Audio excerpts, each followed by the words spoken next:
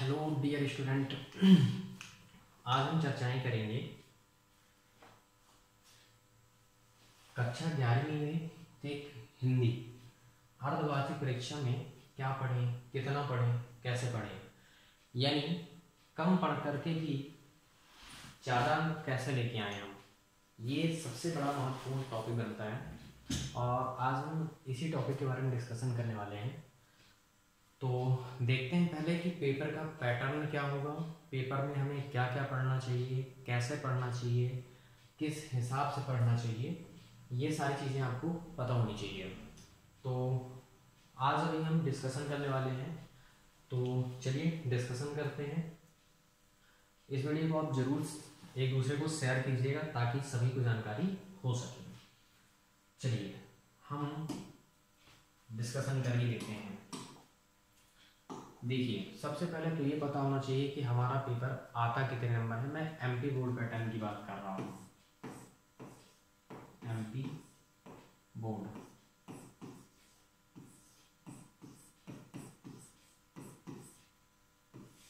मैं MP board के बारे में बात कर रहा हूँ।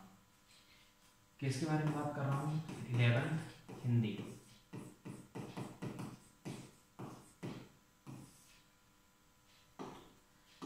अच्छा, मैं हिंदी के साथ साथ इंग्लिश में भी बात करने वाला हूँ कि इंग्लिश सब्जेक्ट में क्या क्या है, क्या क्या पढ़ना चाहिए, कैसे पढ़ना चाहिए, किस हिसाब से पढ़ना चाहिए। अभी मैं फिलहाल हिंदी में बात करता हूँ। तो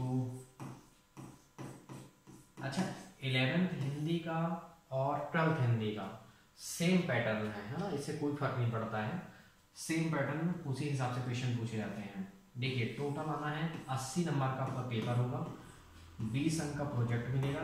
इस तरह पेपर टोटल बनता है 100 अंक का, टोटल बन गया 100 अंक का।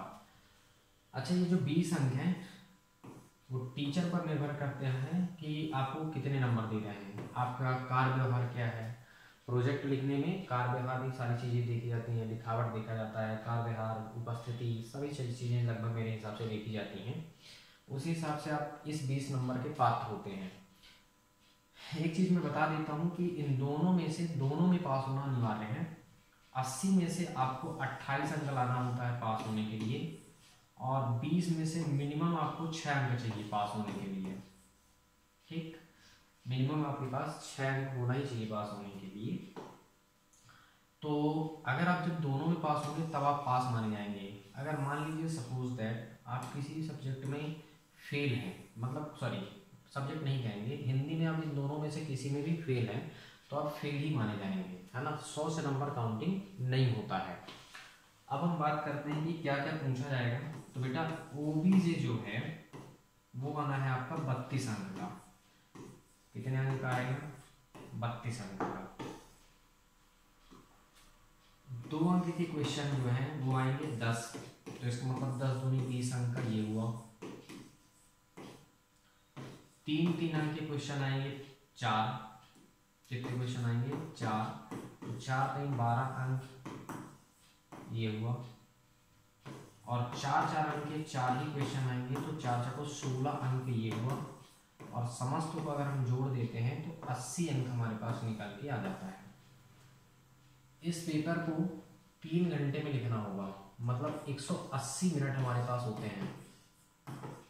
180 मिनट, इसी 180 मिनट में आपको सब कंप्लीट करना है। अच्छा, ये 180 मिनट कैसे मेंटेन करना है ये भी मैं आपको बताता हूँ कि कैसे मेंटेन करेंगे आप।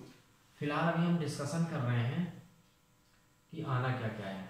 32 नंबर का ऑब्जेक्टिव आएगा, कहाँ कहाँ से आता है, कौन कौन सी चीज़ें इंपॉर्टेंट हैं, इसके बारे में भी मैं आपको बताऊँगा।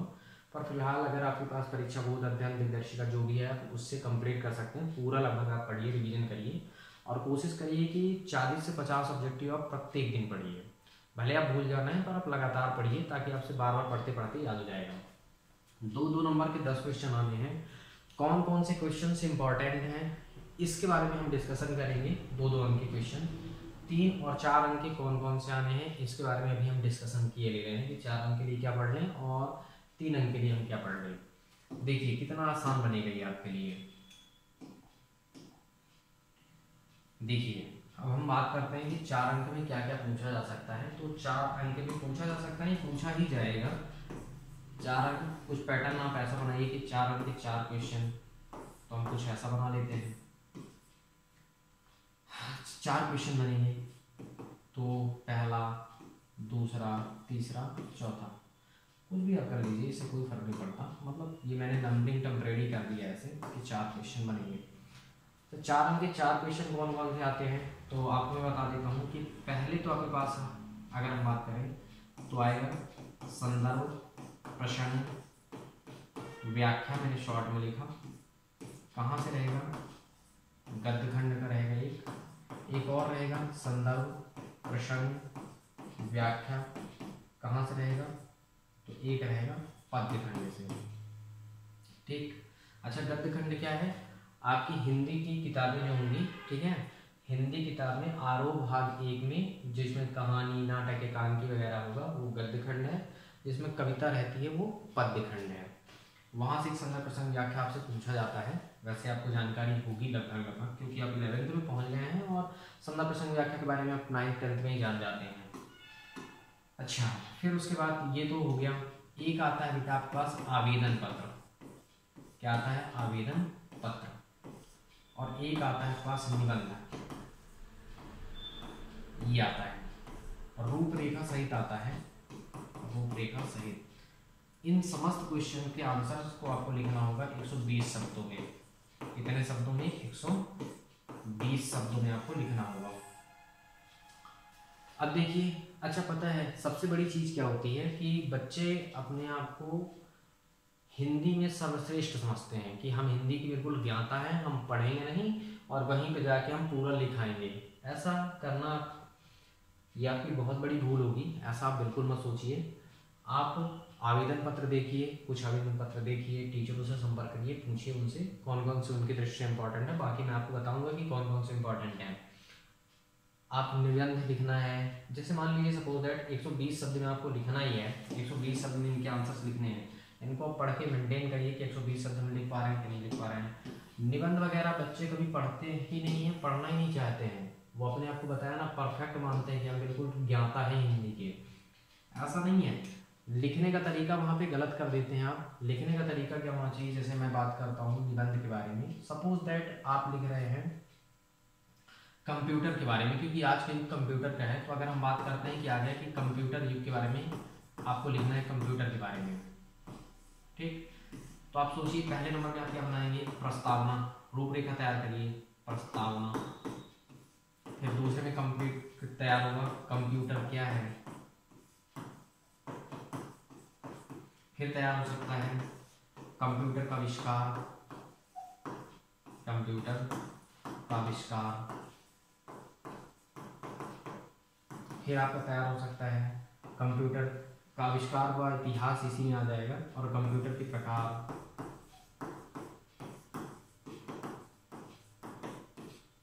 फिर आपके पास आ गया 5वें नंबर में कंप्यूटर के लाभ, कंप्यूटर के लाभ हानि, कंप्यूटर के नहीं बल्कि कंप्यूटर से लाभ हानि, कंप्यूटर से लाभ व हानि। और एक आपके पास बनेगा 6वें नंबर में, बना सकते हो आप, अपने बना सकते हो, कंप्यूटर का उपयोग, क्षेत्र, कहाँ कहाँ से उपयोग, कहाँ कहाँ क्षेत्र में उपयोग हो रहा है। लास्ट में लिखना उपसंहार। देखिए ये टॉपिक आप अपने से क्रिएट कर सकते हैं। अब सोचिए 120 शब्द में लिखना है, आपके पास टॉपिक 7 है। अगर आप प्रत्येक क्वेश्चन का आंसर, मतलब सॉरी प्रत्येक टॉपिक्स में के बारे में आप अगर 20-20 शब्द भी लिखेंगे तो 20 शब्द 140 होगा।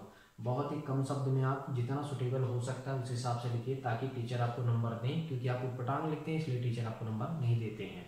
इसलिए विशेषता आप समझिए कि आपको पढ़ के जाना है, बिना पढ़े आप एग्जाम देने ना जाएं। और अच्छे से ऑनेस्टी के साथ पढ़िए और उस हिसाब से आपको फिर एग्जाम देना है। यही तरीका मैंने सिर्फ कंप्यूटर का बताया। आपके पास कई सारे टॉपिक्स बनते हैं निबंध के, आप अच्छे से सोचिए उसके पश्चात लिखिए, ठीक है, ऐसे नहीं लिखना है। देखिए ये सब गद्य खंड, पद्य खंड, संदर्भ, प्रश्न, व्याख्या, निबंध आपको कंप्लीट करना है। आवेदन पत्र देखिए 4 चको 16 अंक आपका यहाँ से कंप्लीट हो गया। बड़े आराम से 16 नंबर आप क्या किए, यहाँ पे 16 अंक आप यहाँ से उठा सकते हैं। अच्छा 3 अंक के क्वेश्चन देखते हैं। 3 अंक के 4 क्वेश्चन आने हैं, क्योंकि हमने बता ही रखा है कि 3 अंक के कितने क्वेश्चन आने हैं, 4। अब देखिए, अब 3 अंक के क्वेश्चन 4 आने कौन कौन से आ सकते हैं, पहला, दूसरा, तीसरा, चौथा। देखिए, पहले आना है एक कवि परिचय, एक आना है लेखक परिचय, एक आना है आपका अपठित गद्यांश जिसको हम पैसेज कहते हैं, ये तो आपसे बन जाएगा। और एक आता है भाव पल्लवन, अनुच्छेद लेखन,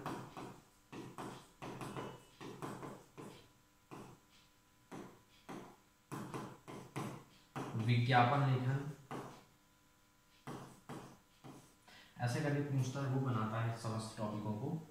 तो देखिए, अगर हम 3 अंक में कवि परिचय रख लिए, लेखक परिचय, अपठित गद्यांश आपसे वैसे बन जाएगा, पैसे है उसे नोट कुछ लिखना है, भाव पल्लवन, अनुच्छेद लेखन, विज्ञापन लेखन के बारे में अगर हम इनके बारे में थोड़ी सी पढ़ लें तो हमारे पास 4 अंक कितने हो जाएंगे, 12 अंक प्राप्त हो जाएंगे हमें। और दूसरी बात ये कि इसका जो आंसर है ये आप कम से कम मिनिमम 80 शब्दों में लिखना है। कितने में लिखना है बेटा, 80 शब्दों में। ये आपको पता होना चाहिए। शब्द मेंटेन कर पाएंगे आप तभी, मतलब जब आप पढ़ेंगे अच्छे से तभी आप शब्द मेंटेन कर पाएंगे, अन्यथा आप शब्द मेंटेन नहीं कर पाएंगे। यही है तरीका, ठीक है, कि आप कम से कम समय पे इस तरह जब आप फॉलो करेंगे, बनाएंगे कि ना, एक पूरा आपका स्ट्रक्चर बना होना चाहिए कि हमको क्या पढ़ना है, क्या नहीं पढ़ना है, कैसे पढ़ना है, क्या नहीं पढ़ना है। ये सबसे बेस्ट तरीका होता है आपके लिए। आप इसी तरह पढ़िए और तैयार करिए कि आपको पूरे में पूरा अंक मिले। देखिए, 32 नंबर का ऑब्जेक्टिव पढ़ा लिए, 2 अंक के कौन कौन से क्वेश्चन सबसे महत्वपूर्ण है ये मैं जल्दी डिस्कशन करूंगा। बस आज मैं सिर्फ आपको बता रहा था, लेकिन 3 और 4 अंक के यही क्वेश्चन आएंगे। मैं जो 3 नंबर के क्वेश्चन लेकर परिचय ये है और ये दोनों निबंध कौन कौन से, इनके बारे में डिस्कशन कर दूंगा। बाकी आप थोड़ी सी अपने से भी पढ़ते जाइए।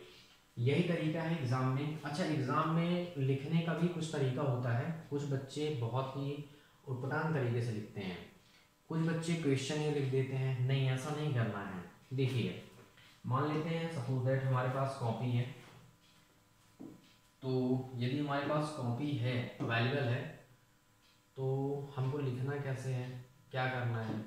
सबसे बेस्ट तरीका आपके पास ये है। देखिए, जैसे मान लीजिए आपको क्वेश्चन का आंसर लिखना है, पहले नंबर में मान लीजिए ऑब्जेक्टिव आया खाली स्थान, मान लेते हैं विकल्प आ रहा है, तो आपको सिर्फ लिखना क्या है, हल क्रमांक, सॉरी मैं हल नहीं कर सकता, उत्तर क्रमांक 1, कॉपी के बीच में लिखना बढ़िया, उत्तर क्रमांक 1। अच्छा, जितने भी ऑब्जेक्टिव रहते हैं उनका प्रश्न लिखने की जरूरत नहीं है, आप नंबरिंग कर दीजिए और केवल उसके आंसर्स लिखना है। जैसे मान लीजिए फॉर एग्जांपल आया कि सबसे प्रिय महाकाव्य कौन सा है या सबसे लोकप्रिय महाकाव्य कौन सा है, और उसमें 4 विकल्प दिए गए हैं, उसमें से राइट आंसर उसका है रामचरितमानस। तो आप सब लिखेंगे रामचरितमानस और उसके पश्चात आप खड़ी पाई करिए और बस खत्म। ऐसे ही आपको लिखना है। आपको पूरा प्रश्न उतारने की आवश्यकता नहीं है, क्योंकि टीचर के पास रहता है, प्रश्न रहते हैं, वो पेपर रखे रहते हैं, देख लेते हैं। खाली स्थान अगर है, मान लीजिए हम बात कर रहे हैं खाली स्थान के बारे में, इसके बारे में खाली स्थान, मान लीजिए आ गया खाली स्थान और वो आ गया, मैं मान लेता हूँ कि उत्तर क्रमांक 2 में है, तो आप ऐसे लिखेंगे उत्तर क्रमांक, और उत्तर क्रमांक आप लिखेंगे डैश करके 2 और आप बनाएंगे। जैसे मान लीजिए खाली स्थान है तो पूरा लिखने की जरूरत नहीं है, जो भी आंसर है वो लिखिए, नीचे अंडरलाइन करिए, खड़ी पाई करिए, जो भी आंसर है लिखिए, खड़ी पाई करिए, नीचे अंडरलाइन कर दीजिए, एक एक लाइन छोड़ के जरूर लिखिए, ठीक है। ऐसे करके जितने भी होंगे ऐसा लिखना है आपको, बस ये आपके पास सेकंड है, ठीक है, यानी आपको इसी प्रकार से लिखना है। अब मान लीजिए सही जोड़ी जब आता है तो हमेशा बच्चे मिस आउट करते हैं, ठीक, तो आप उत्तर क्रमांक मान लेते हैं कि आप उत्तर क्रमांक लिखिए कितना, मान लीजिए तीसरे नंबर में आ गया सही जोड़ी, तो बेटा आप एक तरफ लिखो पहले आप और एक तरफ बा, जनरली यही तो रहता है आ या बा। आप पहले तरफ का पूरा लिख लीजिए, पहले तरफ का आपको क्या करना है, पूरा लिख लेना है। ये लिखिए, तीर निशान लगाइए, लिखिए, तीर निशान लगाइए, लिखिए, तीर निशान लगाइए, लिख लिख तीर का निशान। अच्छा मान लीजिए कोई लाइन ज़्यादा बड़ी है कि तीर का निशान, कोशिश करिए कि बराबर ही तीर का निशान लगाएं। मान लीजिए लाइन बड़ी है तो इसके नीचे लिख दीजिए, उसके बाद फिर इसको थोड़ी सी और नीचे लीजिए ताकि क्या हो आपको दिखाई दे। मैं थोड़ी सी और ऊपर करता हूँ और इसको भी लिखिए और इसके नीचे अंडरलाइन करिए। इनके जो ऑप्शन उधर सही हो उनको सामने लिखा जाता है, ऐसे लिखते हैं। कुछ बच्चे क्या करते हैं, एक तरफ का लिखने के बाद दोनों तरफ लिखे ऐसे मिलाते हैं, इन्हें पता नहीं क्या करते रहते हैं। इससे टीचर को सुविधा होती है ना। तो आप ऐसा जरूर सही जोड़ी लिखें। सत्य शब्द अगर आता है आपके पास एक शब्द में आता है, आप मात्र क्या लिखें, जैसे मान लीजिए उत्तर क्रमांक आ गया, उत्तर क्रमांक 4, जिसमें आपको लिखना है सत्य शब्द, तो केवल इतना लिखना है सत्य, या फिर असत्य है तो आप क्या लिखेंगे असत्य। ऐसे करके आपको नंबरिंग करके लिखना, बाकी कुछ नहीं कि आप प्रश्न लिखें फिर यहाँ टिक लगाएं फिर लिख दें सत्य है, ऐसा कुछ नहीं करना है। 3 दुकान कुछ नहीं करना होता है, सिर्फ जैसे सिर्फ नॉर्मल तरीके से लिखिए कि टीचर आसान तरीके से समझ जाए, ठीक, बस इतना ऐसा काम रहता है। एक शब्द में आंसर भी ऐसे लिखना है, आंसर क्रमांक डालिए। मान लीजिए कोई क्वेश्चन आया, आप डाल रहे हैं एक शब्द में उत्तर क्रमांक डालिए, और उत्तर क्रमांक डालने के बाद जैसे मान लीजिए आप डालिए 5, एक शब्द में आंसर है। कोई क्वेश्चन का आंसर आ गया कि मान लेते हैं थोड़ी देर के लिए, ठीक, कि रामचरितमानस में कितने सर्ग हैं, तो आपको पता है कि 7 सर्ग हैं, ठीक है। वैसे महाकाव्य होने के लिए कम से कम 8 सर्ग होना चाहिए, लेकिन रामचरितमानस एक ऐसा महाकाव्य है जिसमें मिनिमम सिर्फ और सिर्फ 7 ही सर्ग हैं, फिर भी ये सबसे लोकप्रिय महाकाव्य है, ठीक। तो ये इस तरह से कुछ अपन को लिखना चाहिए और कम समय में, ठीक है, आप ज़्यादा पढ़ के नंबर ला सकते हैं। तो थैंक यू बेटा, आज के लिए फ़िलहाल इतना ही, और मैं जल्द ही मिलने वाला हूँ। अगर आपको कोई चीज़ें दिक्कत जा रही हैं, फिर आप नहीं समझ पा रहे हैं या नहीं समझे हैं आप, तो आप मुझे कमेंट करिए, मैं आपको समझाने का प्रयास करूँगा। और इस वीडियो को शेयर भी करिएगा ताकि सभी को लाभ मिल सके। अगर आपको इम्पॉर्टेंट क्वेश्चन चाहिए तो आप मुझे ज़रूर थोड़ी से कमेंट करिएगा, मैं आपके लिए इंपॉर्टेंट क्वेश्चन की लिस्ट एक बहुत ही जल्द जारी करूँगा। अगर कमेंट नहीं करेंगे तो फिर लिस्ट जारी करने का कोई अर्थ ही नहीं निकलेगा। तो थैंक यू बेटा।